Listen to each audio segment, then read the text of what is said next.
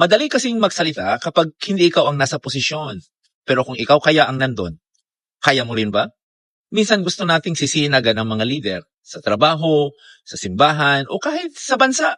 Pero kahit palitan mo ng palitan ng leader, kung tayo mismo hindi marunong magkaisa, may mangyayari ba talaga? Kasi kahit gaano kagaling ang leader, kung walang suporta, kung puro reklamo, kung lahat gusto maging tama, babagal pa rin ang progreso. Leadership is not a one-man show. It's partnership. Tignan mo si Moses. Habang nakataas ang kamay niya, panalo ang mga tao. Pero nung napagod siya, bumababa ang kamay niya, natatalo sila. Kaya sina Aaron at Hur, itinaas nila ang kamay ni Moses. Hindi sila nagreklamo. Tinulungan nila.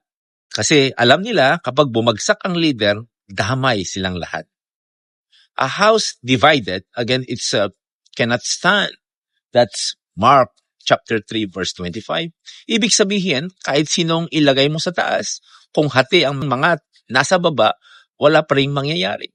Kaya bago tayo magsabing palitan na yung leader, baka sinasabi ni Lord, anak, palitan mo muna ang attitude mo. Kasi kahit sinong ilagay mo sa taas, kung sarado ang puso mo, walang progreso.